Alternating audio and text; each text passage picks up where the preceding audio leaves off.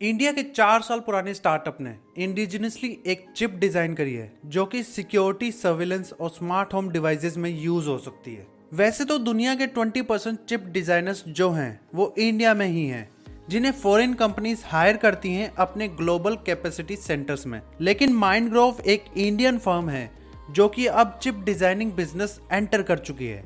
इसके अलावा भी कुछ और इंडियन कंपनीज ऐसी हैं जो चिप डिजाइनिंग में घुस रही हैं, और इसका फायदा ये है कि चिप डिजाइनिंग कंपनीज के लिए एक बहुत ही प्रॉफिटेबल रूट है। पहले इंडियन एम्प्लॉइज विदेशी कंपनियों के लिए काम करके सारा प्रॉफिट विदेशी कंपनियों को दिलवाते थे, लेकिन अब भारतीय कंपनी के इस फील्ड में आने से देश के इकोनॉमिक ग्रोथ और आत्मनिर्भरता पर बहुत असर पड़ सकता है। चिप डिजाइनिंग से आए प्रॉफिट से हमारी कंपनियां हमारे देश में और पैसा इन्वेस्ट कर सकती हैं और हाई पेइंग जॉब्स क्रिएट कर सकती हैं। तो इसीलिए माइंडग्रोव के बारे में और जानते हैं कि कैसे इस कंपनी की शुरुआत हुई और फ्यूचर में इस कंपनी के क्या गोल्स हैं। इस कंपनी को फरवरी 2021 में इनकॉर्पोरेट किया गया था और माइंडग्रोव के 2 फाउंडर्स हैं जिनका नाम है शाश्वत और सरन। शाश्वत और सरन 2021 की शुरुआत में ही आईआईटी मद्रास में गए थे अपने चिप डिजाइन स्टार्टअप के लिए फंडिंग लेने के लिए। अपेरेंटली आईआईटी मद्रास में गवर्नमेंट पॉलिसी के अंतर्गत डीप टेक प्रोडक्ट्स को फंडिंग मिल सकती है और चिप डिजाइन कंपनीज को तो डिजाइन लिंक्ड इंसेंटिव्स के अंतर्गत भी फंडिंग मिल रही है। तो शाश्वत और सरन को आईआईटी मद्रास से कुल 39 लाख का ग्रांट मिला था, जिससे कि वो एक छोटी सी टीम को हायर कर पाए और उन्होंने अपनी एक्सपेरिमेंटिंग चालू कर दी चिप डिजाइन करने के लिए। उन्होंने अपनी चिप्स शक्ति प्रोसेसर के बेस पर ही डिजाइन करी है, जो कि आईआईटी मद्रास में ही डेवलप हुआ था। सबसे पहले उन्होंने एक 28 nm की सॉक चिप बनाई है जो कि smart meters, point of sale machines, industrial controllers में यूज हो सकती है।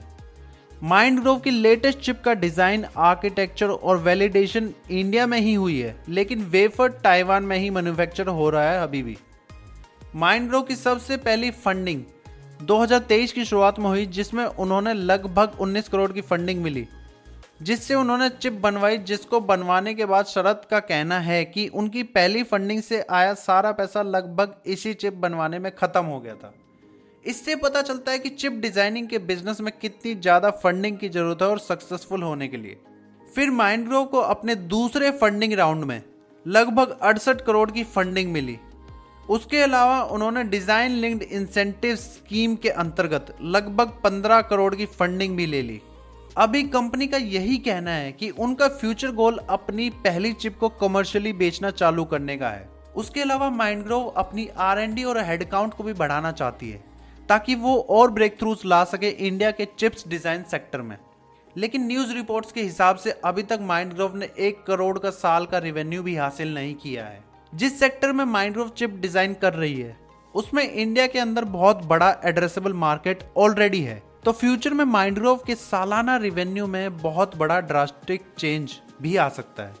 इसके साथ साथ माइंडग्रोव ऑलरेडी केन्स, सीजी पावर और टाटा इलेक्ट्रॉनिक्स से बात कर रही है ताकि चिप्स की पैकेजिंग और टेस्टिंग भी वो इंडिया में ही कर सके फ्यूचर में। यह कंपनी भारत की चिप्स डिजाइनिंग सेक्टर में आत्मनिर्भरता बढ़ाने के लिए बहुत ही अहम भी साबित हो सकती है।